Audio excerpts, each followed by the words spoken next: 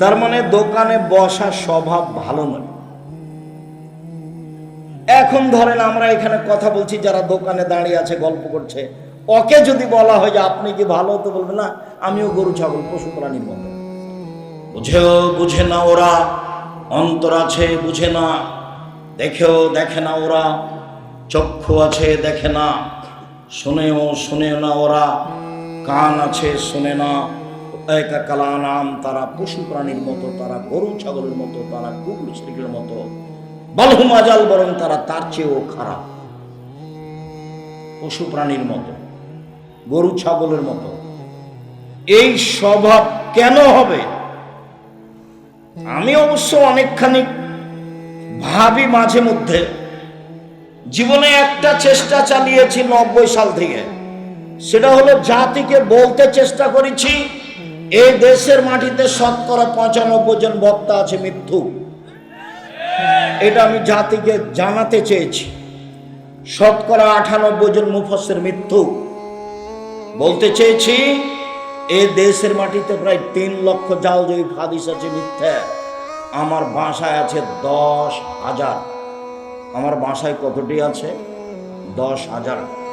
ধর্মের নামে মিথ্যা কথা আছে, এই কথা আমি বলতে চেয়েছি। তাতে দেশবাসী বুঝেছে যে ধর্মের নামে মিথ্যা কথা আছে। মানুষ মরে, জান যায়, তার পাশে বলতে হবে লা ইলাহা ইল্লাল্লাহ। আল্লাহ নবী বলেছেন মান কানা আখিরু কালামিহি ফাদাখালাল জান্নাহ, মান কানা আখিরু কালামিহি লা ইলাহা ইল্লাল্লাহ ফাদাখালাল জান্নাহ।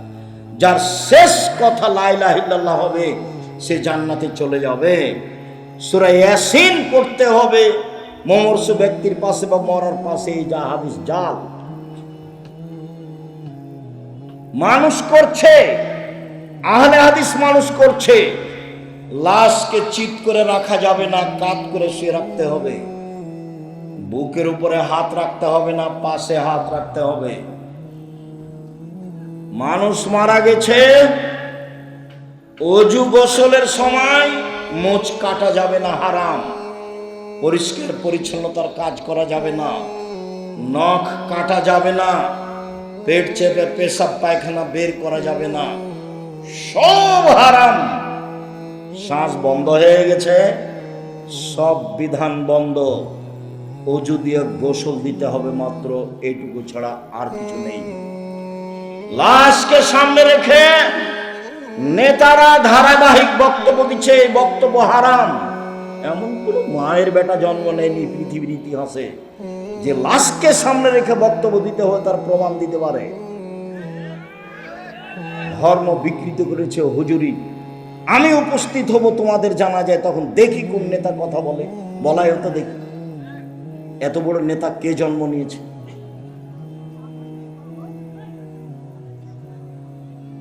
তোমাদের এলাকায় ওরকম পরিবেশে একদিন আসি, আমি তো এসেছিলাম। মৌলানা সাহেব জানাজা, ডক্টর আসাদুল্লাহ গালেব জানাজা করেছিলেন। এই যে আরে আলাদিপুর মাদ্রাসার মৌলানা শামসুদ্দিন শাহ, আমরা সেদিন ছিলাম। জানাজার সময় ডক্টর সাহেবই তো জানাজা পড়ালেন। এমন তো দুঃসাহস কেউ করে না, করে সে কিছু করবে এটা আমি ধারণাও করি না। তার মানে কোন এমপি মন্ত্রী কোন চেয়ারম্যান মেম্বারের অধীনে আমি জামিয়া সালাফিয়া চালাই না। জামিয়া সালাফিয়া বৈদেশিক পয়সা দিয়ে চলে না। জামিয়া সালাফিয়া কোনো বড় ধরনের বিত্তশালী দিয়ে চলে না। জামিয়া সালাফিয়া কোনো লোকের কথা দিয়ে চলে না। জামিয়া সালাফিয়া কোনো কমিটি দিয়ে চলে না। জামিয়া সালাফিয়া একটা সৈন্যের উপরে আছে, মাসে 40 লাখ টাকা বেতন লাগে।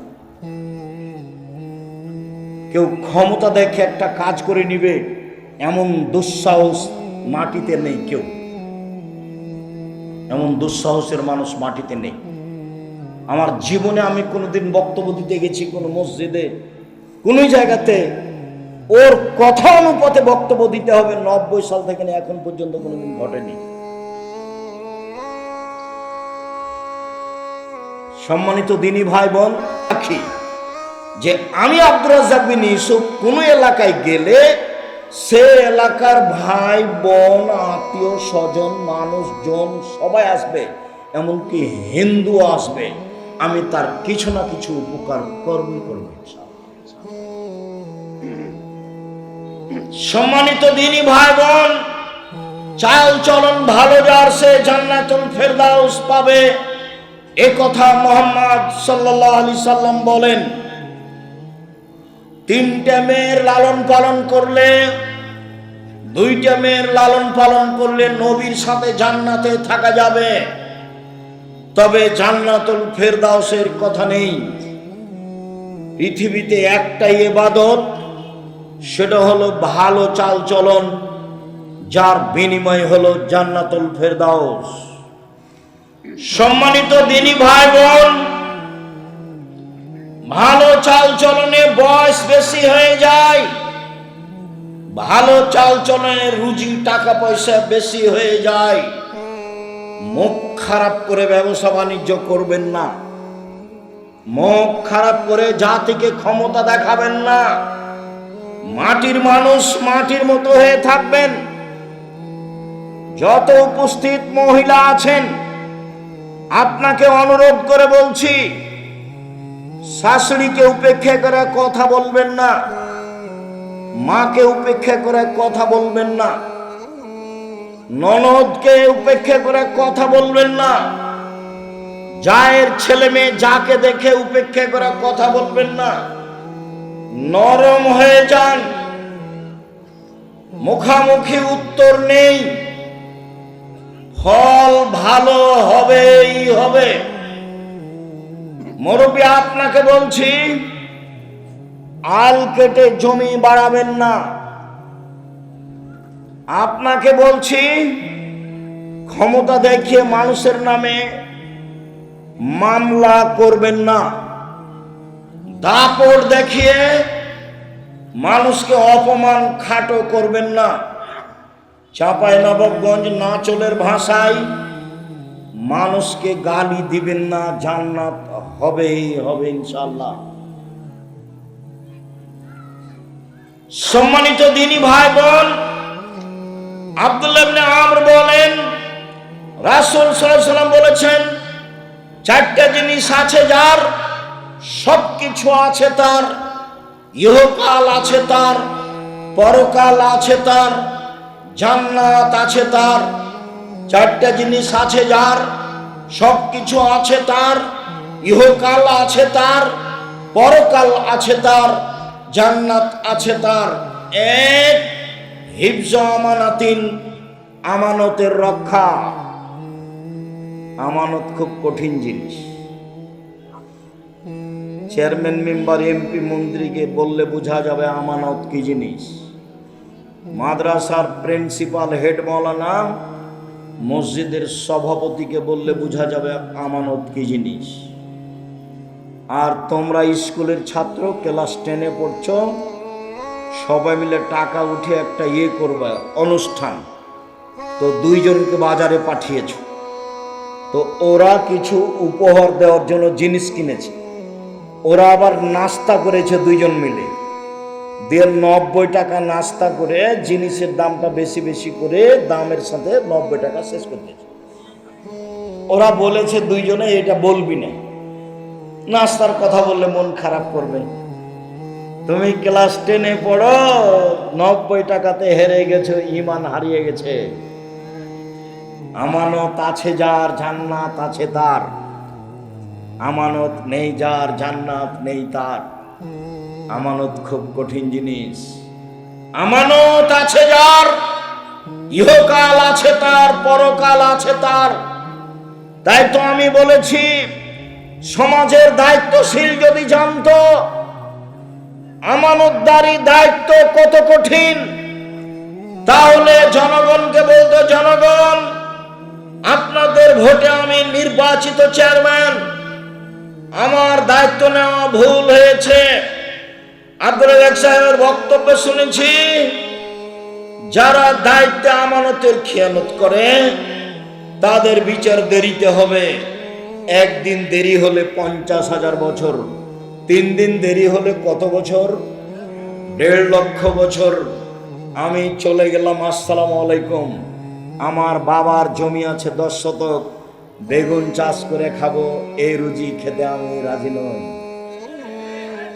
আবু জার গেফারি রাদিয়াল্লাহু তাআলা বলেছিলেন, আল্লাহর নবী আমাকে এলাকার নেতা করে দেন। আবু জার গেফারি বলছে, আল্লাহ রাসূল বলছেন, আবু জার গেফারি তুমি করেছো কি? নেতৃত্ব আমানত, আর তুমি হলে জয়ীব দুর্বল, দুটো এক নয়, হবে না তোমার নেতৃত্ব দেওয়া। পিঠের উপরে থাবা মেরে বলছে, আবু জার গেফারি তুমি করেছো কি? বিচারের মাঠে নেতার সামনের চুলকে ধ্রুবসার তারের সাথে বেঁধে ঝুলিয়ে রেখে দিবেন, এরপরেও বলবে এইভাবে আমার ঝুলে থাকা ভালো দুইজনের মাঝে দায়িত্ব পালন করার চেয়ে। সবাই দেখতে পারেন, প্রত্যেকটা হাদিস গ্রন্থে আছে নির্বাচন অধ্যায়, রাজত্ব পর্ব। অতএব আমানতদারি আছে যার, জান্নাত আছে তার। 2 হুসন খালিকাতিন, ভালো চাল চলন যার, জান্নাত আছে তার। 3 সিদক হাদিসিন, সত্য কথা যার, জান্নাত আছে তার। 4 ইফাতুন বিতমাতিন, বৈধ রুজি যার, জান্নাত আছে তার। 1 দিন মজুরি, 2 বৈধ চাকরি, 3 জমি চাষ, জাতির উপকার করা যাবে না, বেঁচে থাকা যাবে মাত্র। 4 ব্যবসা, চকলেট হলেও জাতির উপকার করা যাবে। সারাদিনে 500 টাকা যদি 200 টাকা যদি বিক্রি করি, তাহলে 100 টাকা যদি লাভ থাকে, 30 টাকা খাবো, 70 টাকা থেকে যাবে। মুহাম্মদ সাল্লাল্লাহু আলাইহি ওয়াসাল্লাম বলেন, বিবেচনা করে মধ্যম পন্থায় খরচ করা অর্ধেক জীবিকা নির্বাহ। মধ্যম পন্থায় খরচ করা অর্ধেক জীবিকা নির্বাহ। আয় অনুপাতে ব্যয় করা অর্ধেক জীবিকা নির্বাহ। বোকামি খরচ করলে সংসার ধ্বংস হবে। আর বউ যদি হস্তিনী হয়, তাহলে সংসার এমনিতেই ক্ষতিগ্রস্ত হবে। হস্তিনী কি জিনিস? ঘর বাড়ি ভালো করে ঝাড়ু দেয় না, জিনিসপাতি ভালো করে সাজগোজ করে রাখে না, চাউল তরি তরকারি এসবগুলো ঢেকে রাখে না। আল্লাহর রাসূল বলছেন, পৃথিবীর মানুষ শোনো, এজাম সাইতুম কুফু সিবিয়ানাকুম, সন্ধ্যার সময় বাচ্চাদের ধরে রাখো, এই সময়তে শয়তান ছড়িয়ে পড়েছে। রাত একটু পার হলে বাচ্চা ছেড়ে দাও।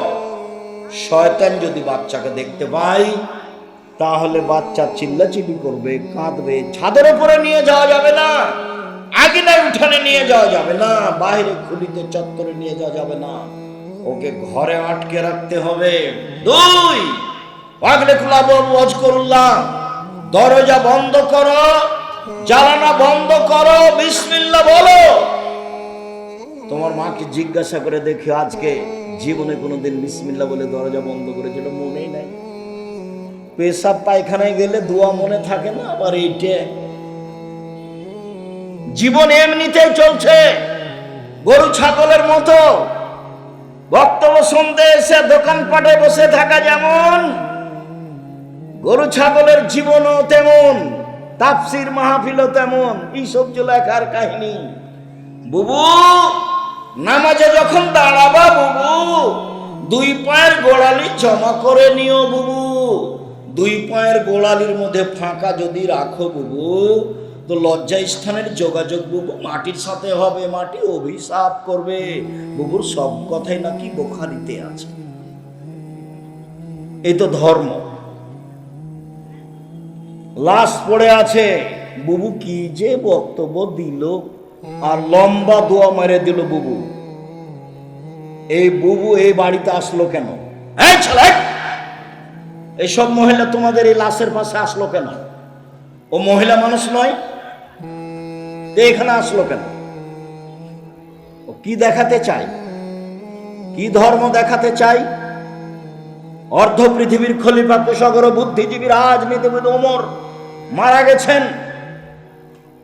ওমরের শ্বাস বের হবে এরকম পর্যায়ে বলছে, আব্দুল্লাহ যাও আয়েশাকে বলো আমার কবরটা আবু বকর সিদ্দিকের পাশে হতে দিবে কিনা।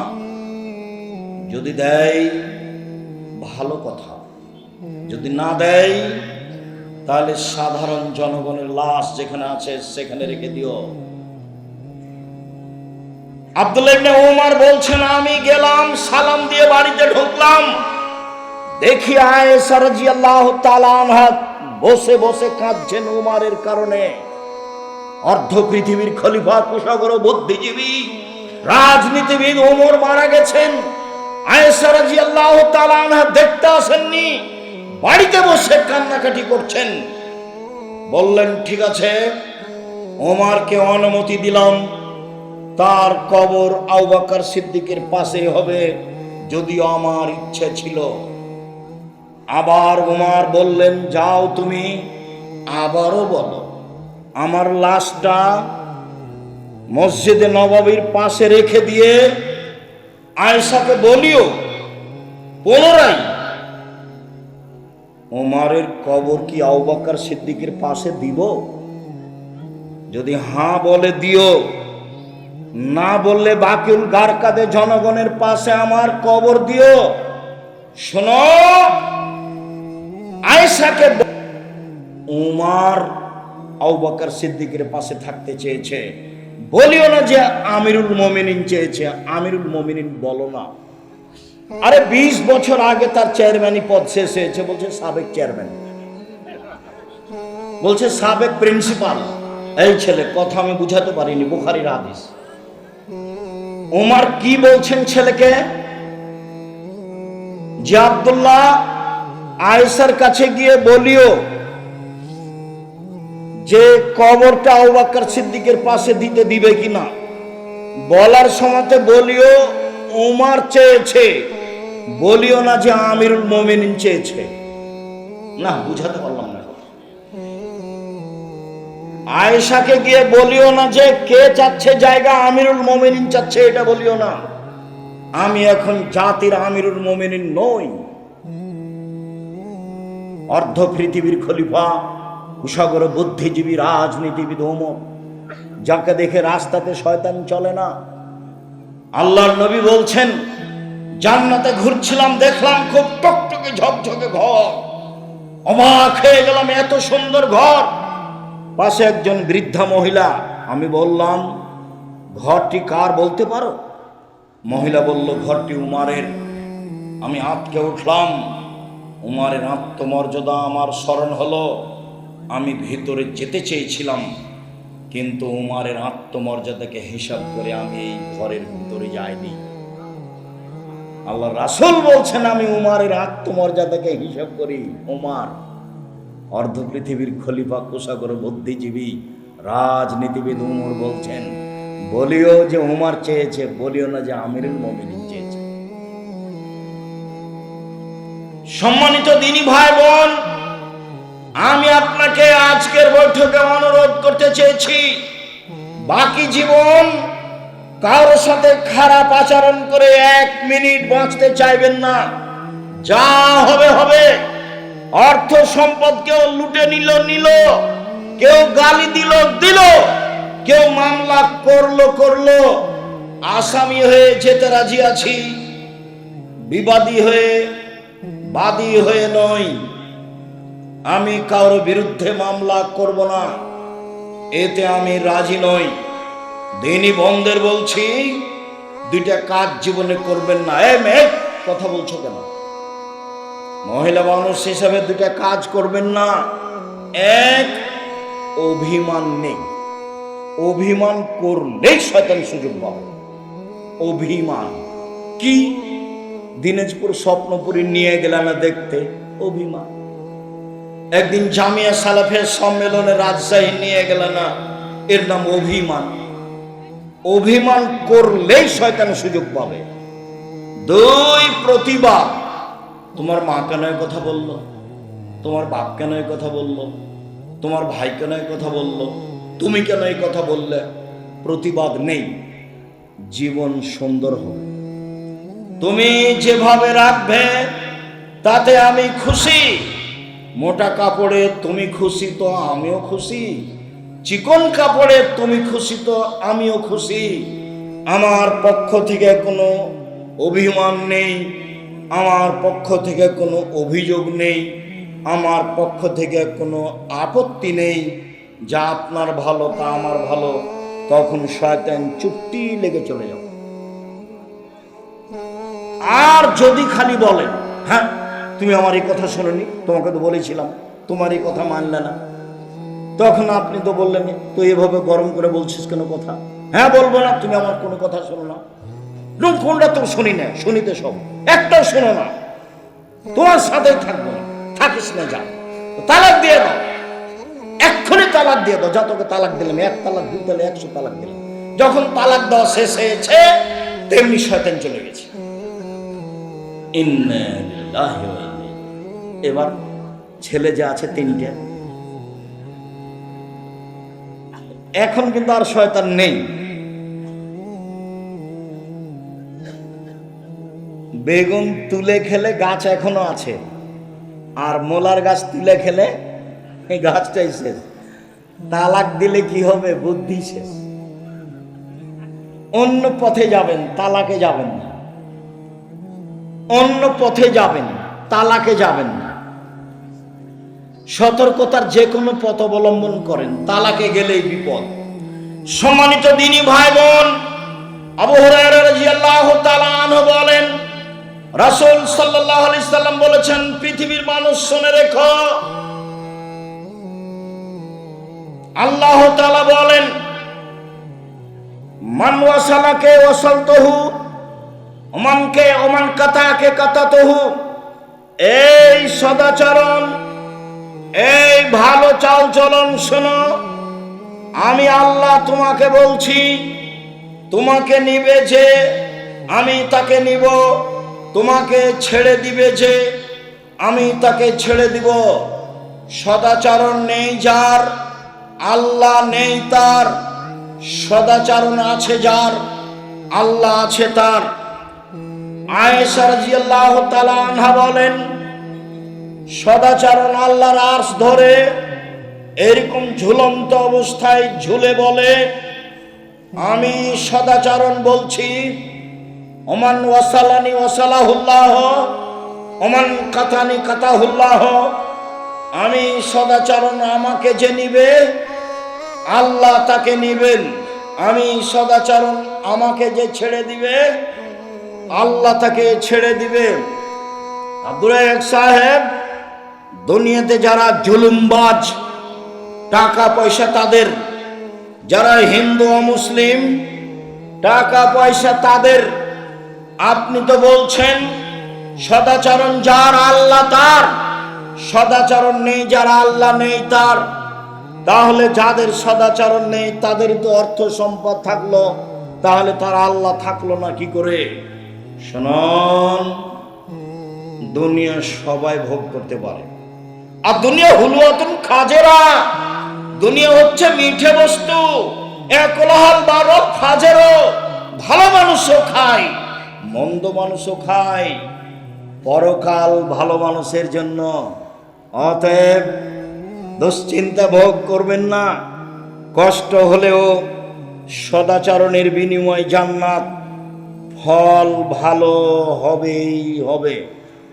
টাকা কম আছে, শান্তি বেশি আছে, কারোর সাথে ঝগড়া নেই, মামলা মোকদ্দমা নেই, নিশ্চিন্তেই থাকি, পয়সা অল্প উপার্জন করি, দিন কাটাই।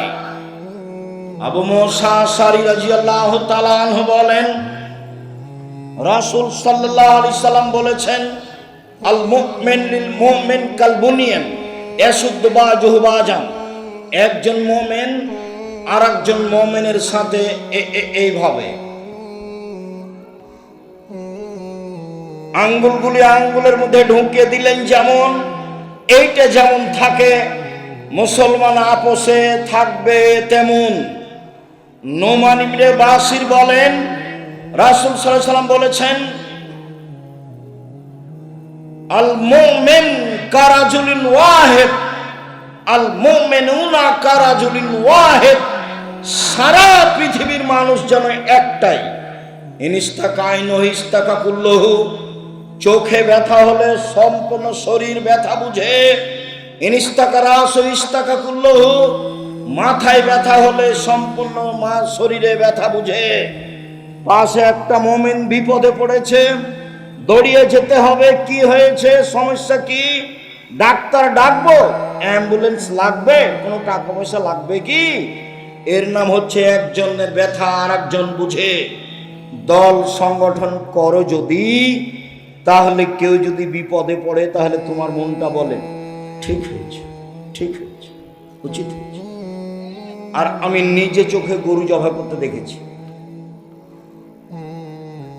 শত্রুপক্ষ বিপদে পড়েছে, তখন এ কি করেছে? গরু জবাই করতে দেখেছি। দুইটা কাজ আমি নিজে দেখেছি। তাহলে গরু জবাই করতে আমি নিজে দেখেছি, আর দুই ভাই গন্ডগোল করে ঢেঁকি কেটে ভাগ করে নিয়েছে, এটা আমি নিজে দেখেছি। ঢেঁকি কেটে ভাগ করে নিয়েছে। এই ছেলে শোনো, ভাইয়ের সাথে গন্ডগোল করবো না। বড় ভাই যা বলছে তা শোনো। তুমি ভাইয়ের রুজি নিয়ে দুনিয়াতে আসনি। তোমার রুজি তোমার তাকদিরে আছে। তুমি তোমার মাকে বলতে শিখো, চিন্তা করবেন না আম্মা, বোন আমার কাছে খাবে, ভাইনারা আমার কাছে খাবে, বোনের স্বামীরা আমার কাছে খাবে, আমার আব্বার যত আত্মীয় স্বজন আছে আমার কাছে খাবে, আপনার আমার মায়ের যত আত্মীয় স্বজন আছে সব আমার কাছে খাবে। শোনো, মন বড় করো, রুজি উপরে আছে। তুমি তোমার বউ দুইজন মিলে রুজি উপার্জন করছিলেন। একটা ছেলে হলো 3 জন করছো, আর একটা মেয়ে হলো 4 জন করছো, আরো ছেলে মেয়ে হলো অনেক করছো। তাহলে তোমার হাত দিয়ে আল্লাহ দেখো কত রুজি দিচ্ছে। তোমার বোন আসলে সেটাও হবে, তোমার ভাগ্নের আসলে সেটাও হবে। উপর থেকে একটা আল্লাহর দয়া থাকবে। তোমার ভালো আচরণের কারণে তোমার অর্থ সম্পদ বাড়তে থাকবে। কোনোদিন পিছিয়ে হটিও না। সম্মানিত দিনী ভাই বোন, রাসূল সাল্লাল্লাহু আলাইহি সাল্লাম বলেন, আয়েশা রাদিয়াল্লাহু তাআলার বিবরণ, ইন্নামাল মুমিনু ইয়াজদু বিহুসনি খুলুকিহি দারাজাতা সায়ামুল কায়েম। ভালো আচরণ দিয়ে মানুষ দুইটা নেকি অর্জন করে। এক, নিয়মিত তাহাজ্জুদ পড়লে যত নেকি হয়। 2, নিয়মিত নফল রোজা থাকলে যত নেকি হয়। দুটার সমন্বয়ে যত নেকি হয়, ভালো চাল চলনে তত নেকি হয়। মনে থাকবে না? মনে হয়। এক, নফল রোজা, বৃহস্পতিবার সোমবার। আজকে রোজা ছিলেন? মুখ বন্ধ হয়ে গেল কেন? তাফসির মাহফিল শুনে শুনে অন্তর মরে গেছে নাকি? নির্বাচন করে মিছিল করে অন্তর মরে গেছে কি? ভাইজান মুরব্বী, আপনি সিয়াম ছিলেন আজকে? কেন? আজ তো সোমবার, বৃহস্পতিবার সোমবার সিয়াম থাকতে হবে। আসলেন ঢং ঢং করে, চলে গেলেন ঢং ঢং করে। এটাই হলো বিয়ে? কোরআন হাদিস না, এটাই নীতি। কেন আজকে সিয়াম থাকেননি? থাকেননি কেন? কেন থাকেননি? থাকলেন না কেন? বৃহস্পতিবারে সিয়াম থাকেননি কেন? আল্লাহ নবী তো বলছেন, বৃহস্পতিবার সোমবার মানুষের পাপ নেকি পেশ করা হয়। আমার মন চায়, আমার যখন রিপোর্ট দেখবে তখন আল্লাহ দেখুক যে আমি সিয়াম আছে।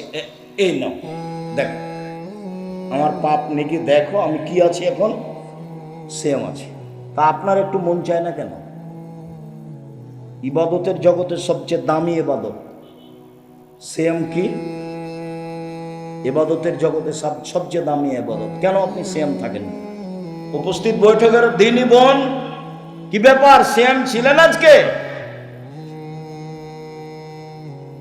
শুধু তো খালি ঝগড়া করে জীবনটা কাটালেন।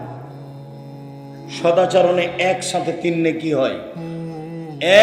এক, আল্লাহর পথে জিহাদ করলে যত নেকি হয়।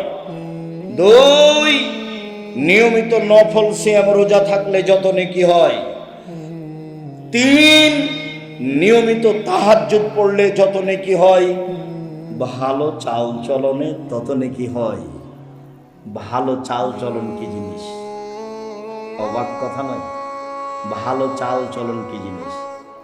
রাসূল সাল্লাল্লাহু আলাইহি সাল্লাম বলেন, ইন্না মিন আহাব্বিকুম ইলাইয়া আহসানুকুম খুলুকান, তোমাদের মধ্যে সবচেয়ে ভালো মানুষ আমার কাছে সেই যার চাল চলন ভালো।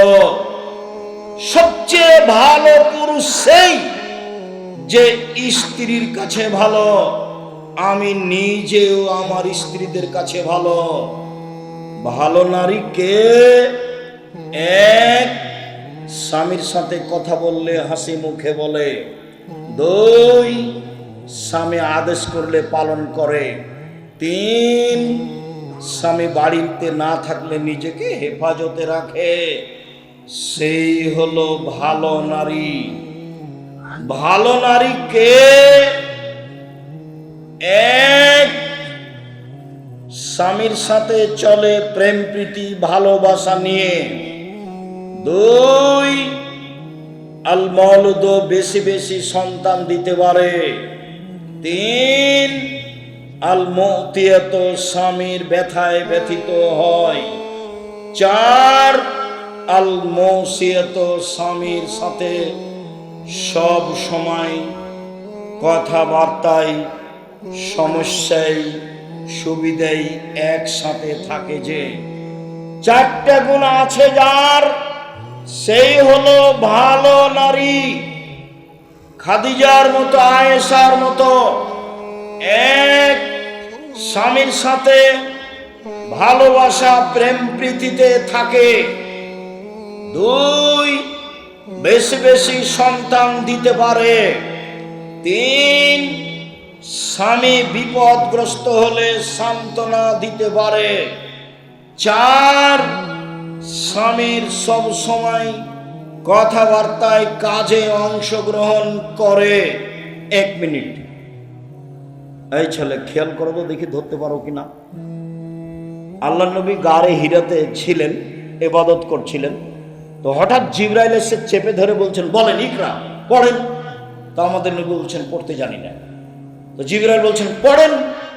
তা আমাদের নবী বলছেন আমি পড়তে জানি না। তো জিবরাইল বলছেন পড়েন। তা আমাদের নবী বলছেন আমি পড়তে জানি না।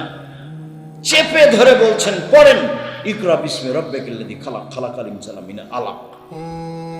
অবস্থা দেখে আল্লাহ নবী তাড়াহুড়ো করে ঘরে এসে বলছেন, খাদিজা জাম্মেলুনি জাম্মেলুনি খাসিতু আলা নাফসি, আমাকে কম্বল দিয়ে জড়িয়ে ধরো খাদিজা, আমি মনে হয় মরেই যায় নাকি, আমি খুব বিপদগ্রস্ত। তখন উত্তরে কি বলছেন দেখেন, আর আপনার বউ কি বলবে সেটা আপনাকে দেখাবো। 1, কাল্লা, কখনো নয়, অসম্ভব, হতে পারে না, আপনার বিপদ আসতে পারে না। কাল্লা, কখনো নয়, অসম্ভব, হতে পারে না, আপনার বিপদ আসতে পারে না। আল্লাহে, আল্লাহর কসম, আল্লাহে, আল্লাহর কসম, আল্লাহে, আল্লাহর কসম, মাইফিকাল্লাহ, আল্লাহ আপনাকে অপমান করবেন না। কেন? 1, তাসেলুর রাহিমা, আত্মীয়র সাথে সদাচরণ করেন, সদাচরণ, ভালো চাল চলন। 2, তাকসেবুল মাদুমা, যার টাকা পয়সা নেই তাকে সাহায্য করেন। 3, তাহমেলুল কাল্লা, যে কোনো কাজ করতে পারে না তাকে অর্থ সম্পদ দেন।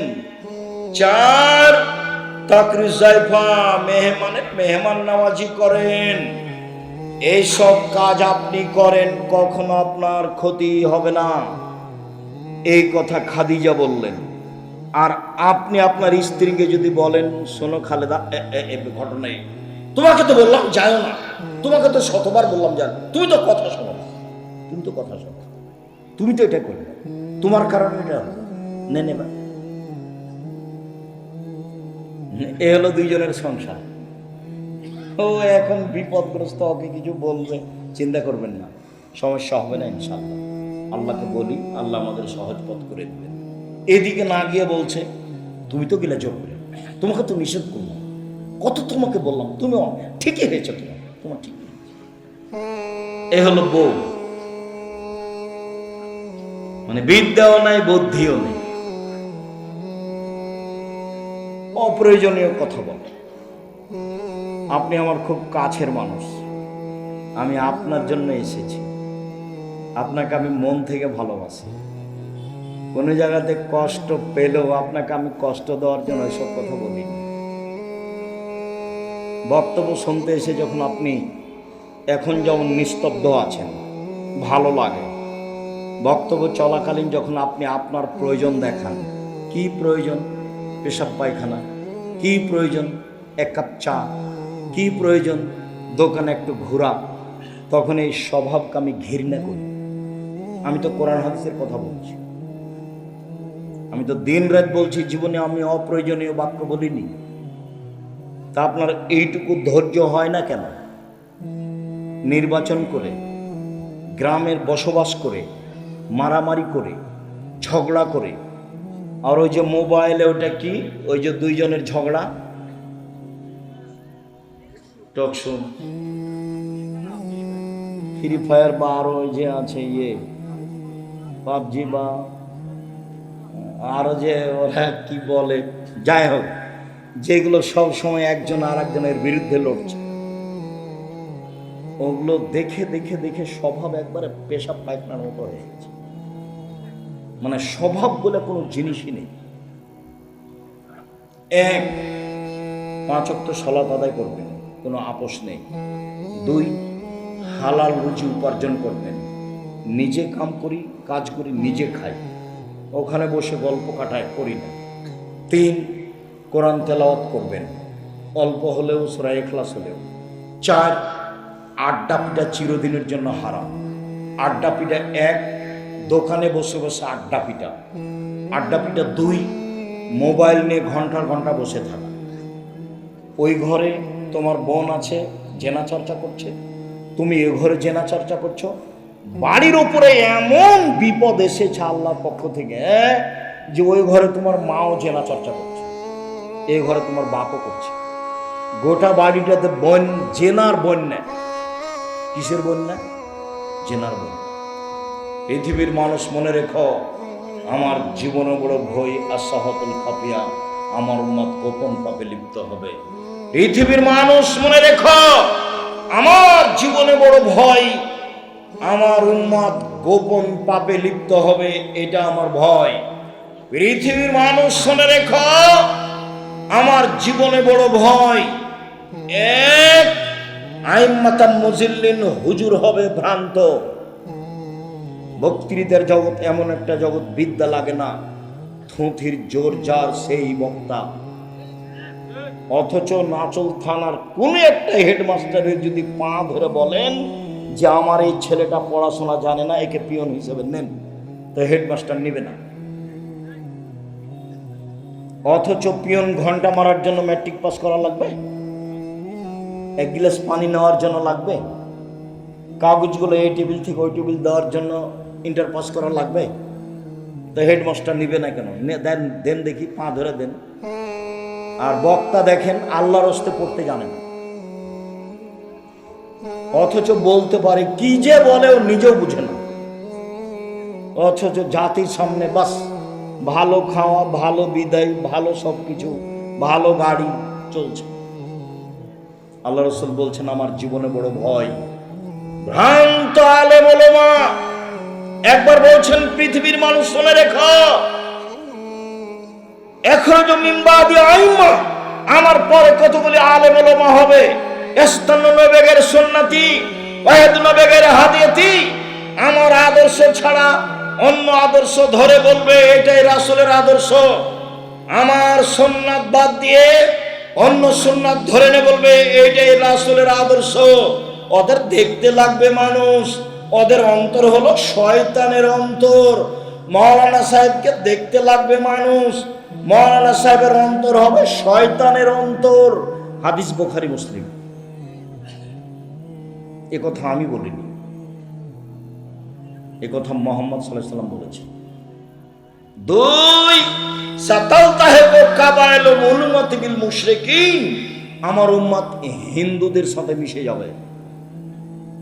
তুমি পূজায় গেলে কেন? জিনিস বিক্রি করতে গেলে কেন? ঘুরতে গেলে কেন? গেছো কেন? এই ছেলে, গেলে কেন? যাবা কেন? তোমার স্বভাব কেন তো খারাপ, নিচু কেন? তুমি একবারে এত নিচে নেমে গেছো কেন? ওখানে তুমি গেলে কেন? আমার উম্মত হিন্দুদের সাথে মিশে যাবে। তোমার মোবাইলে দিন রাত বাজনা বাজে কেন? এটা তো হিন্দুদের কাজ।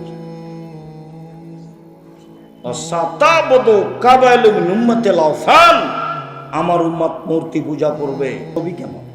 তোমার মায়ের ছবি বেঁধে সাজিয়ে রেখেছো কেন? তোমার বাপের ছবি সাজিয়ে রেখেছো কেন? অ্যালবামে এতগুলো মূর্তি রেখেছো কেন? ছবি কেন রেখেছো? কেন নেতা নেত্রীর ছবি এভাবে রেখেছো? এই কথা আল্লাহ রাসূল বলেছেন, আমার জীবনে বড় ভয়, আমার উম্মত মূর্তি পূজা করবে, আমার উম্মত হিন্দুদের সাথে মিশে যাবে।